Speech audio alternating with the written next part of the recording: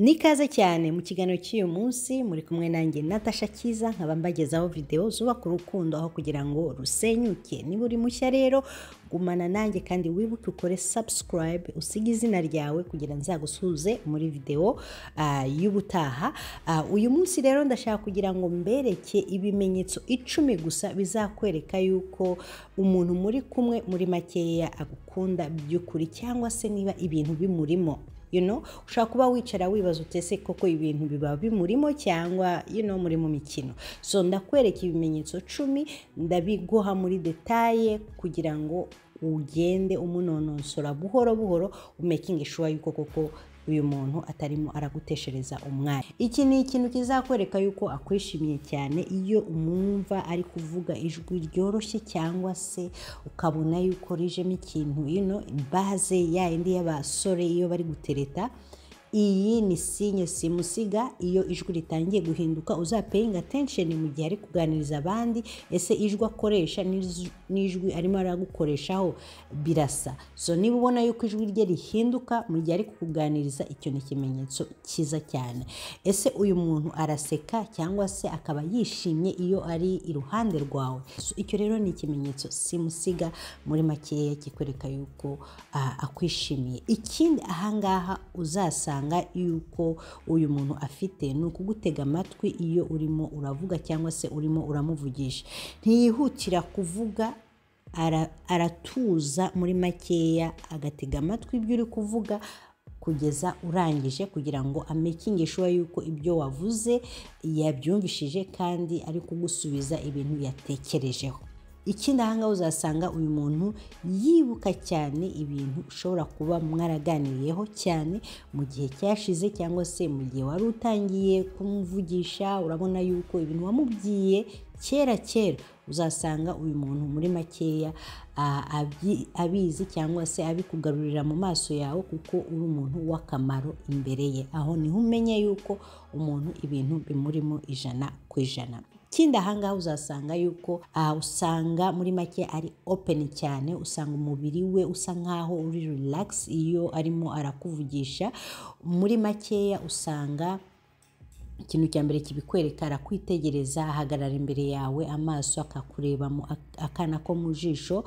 Ugasanga kandi uburyo ahagaze muri makeya ntago akwitaje ahubwo agerageje kukwiyegereza kugira ngo aguhe karibu. Uzabirebe iyo umuntu ibintu bitamurimo akenshi usanga afunze amaboko inyuma cyangwa se akayashyira kunda ukabona yuko amaboko ye arafatanye muri makeya. Aho ngaho abashaka kukubwira yuko muri makeya ndimo ndacunga espace yanjye ntago nshaka umuntu uza ngo avogere. So icyo rero ni ikintu muri makeya ukwiye gupengaho attention cyane. Uzasanga uyu muntu agerageza kugira ngo agukoreho cyangwa se ashakisha impamvu izo arizo zose zatuma agukoraho kugira ngo muri makeya akwereke yuko akwisanzuyeho. So iki nukibona rero nacyo ni ikimenyetso cyiza muri bya bindi nakweretse yuko imihagararire ye ikwereka byinshi cyane nubwo adashobora kuba hari ikintu na kimwe avuga.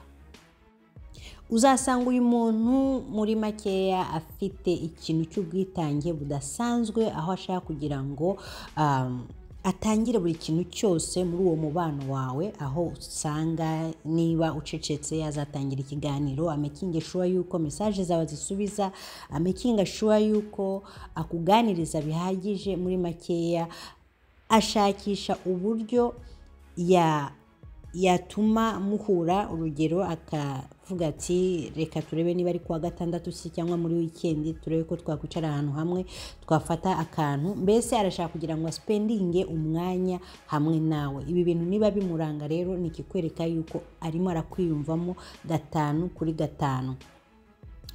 Gupanga gahunda y'ikintu kizaza muri future ni kimwe nabyo mu bimuranga.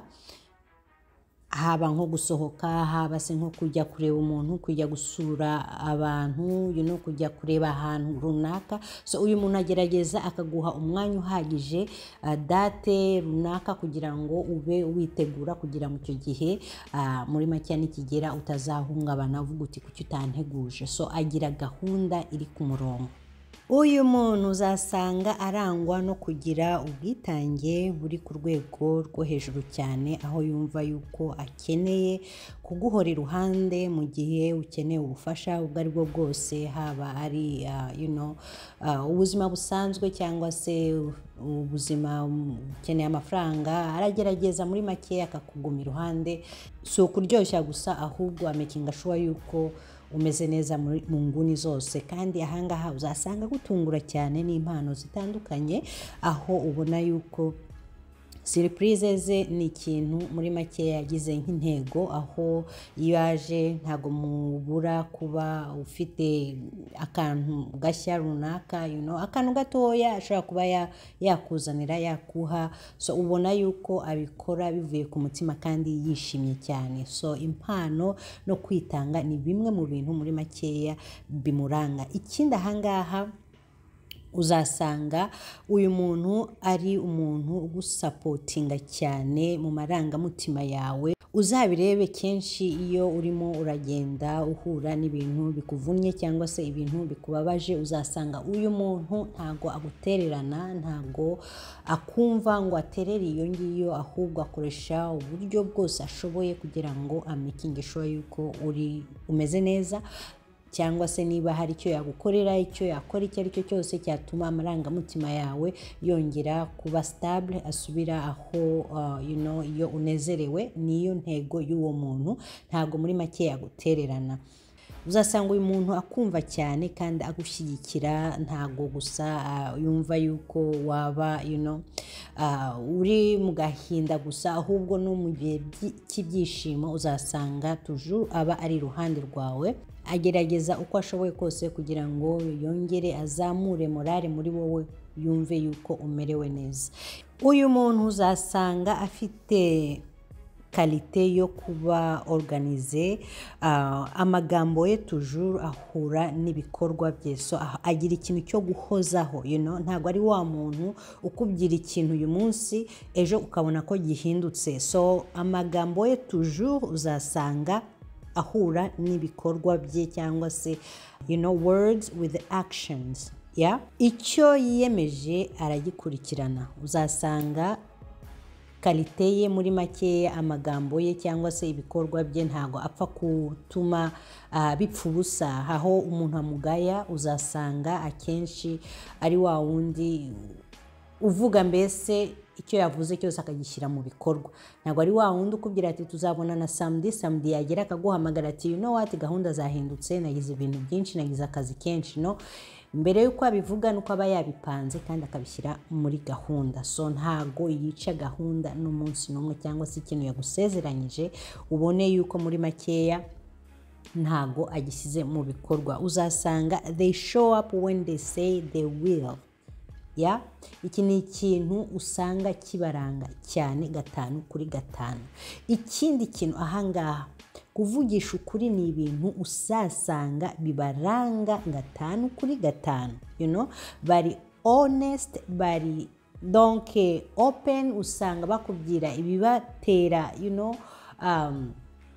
weakness zabo, uzasanga mbese bakubwira ibitekerezo byabo, uko biyumva, ibibatera ubwoba. Ibyo byose bazaza bagerageze babikubwire kugira ngo umenye umuntu muri kugendana ni muntu ki. So ibintu bye byose biri clear, ntago aca hirya no hino, aca amakorosi hirya no hino kugira ngo afekinge ibintu. So icyo ni ikintu rero cyiza cyane uzasanga kiranga uwo muntu. Kwisanzura kuri wowe ni ibintu uzasanga muri makeya bimuranga. Donc ntashaka kwiyereka iyindi kalite, arashaka iyindi face, arashaka kugira ngo umumenye uko arakaye cyangwa se yishimye. Ibi byose mbere yuko munagerana kure uzabimenya mu ntangiriro, azakwiyereka uko ari. So kwa kuvugisha ukuri kwabo nahangaha ukubonera kugira ngo utazakomezanya n'umuntu uri fake. Ikindi kintu ahangaha, paying attention cyane, kuko amaso bavuga yuko muri makeya ari nk'indorerwamo y'umutima. So iyo umuganiriza ese ubona yuko amaso ye ari kureba hehe? Niba uganiriza umuntu ukabona yuko ntabwo paying attention, urabona yuko amaso ye ari hirya no hino, ari kurangaguzwa hirya no hino, cyangwa se hari topic murimo muraganiraho, urabona yuko muri makeya niba hari ikintu uvuze amaso ye arakwepye, ari kureba hirya, ntabwo akwitegereza mu maso muri kuganira kuri icyo kintu. Iyi ni sinyi kwereka yuko umuntu abeshya 5/5. So iyo muganira muri makeya ukabona yuko akwitegereza mu maso, siritu yuko hari nka sije ushobora kuba wamubajije niba uti sinaguhamagaye telefone yawe yari irihe, mu gihe ari kugusubiza ukabona amaso arebye hirya, donc icyo ni sinyi kwereka yuko muri makeya atarimo aravugisha ukuri. So iyo ni sinye ukwiye kwitegereza. Niba iyo muvugana certain topics ukabona yuko arebye hirya ariko avoiding amaso yawe, you need to pay attention.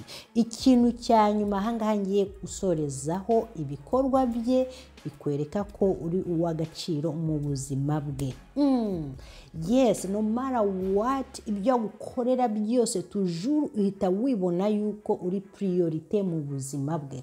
Iyo ubona yuko umuntu muri makeya yitanga kuri level wenyine, ubyibonera uti ibi bintu uyu muntu ankorera sinabona n'undi muntu mu buzima bwanjye wigeze nabikora, sinzi yuko nzanabona n'undi. So ubona yuko agushyira imbere ya buri kintu cyose mu buzima bwe. Donc umwanya we arawuguhereza, ubona yuko iyo umushaka ntabwo umubura, ubona yuko iyo ufite ibibazo muri make yaba hari toujours. Icyo ni ikintu kikwereka yuko uri uw'agaciro cyane mu buzima bwe. Yes, so nibyo bintu rero nari mbafitiye uyu munsi. Nizera yuko hari umuntu uraza gufunguka amaso mu gihe urimo uraganiriza uwo musore cyangwa umukobwa. Itegereze ibi bimenyetso byose naguhaye, urebe niba muri makeya abyujuje. Turi kumwe rero. Niba ukunze video wibuke uyihe thumbs up, kandi wibuke unsigire comment aho ngaho. Ugenda udakore subscribe, ikindi ukore share ku nshuti zawe kugira ngo iyi video muri makeya igere kuri benshi. Turi kumwe rero. Imana ibakomeze aho muri hose. Ciao ciao, bye bye.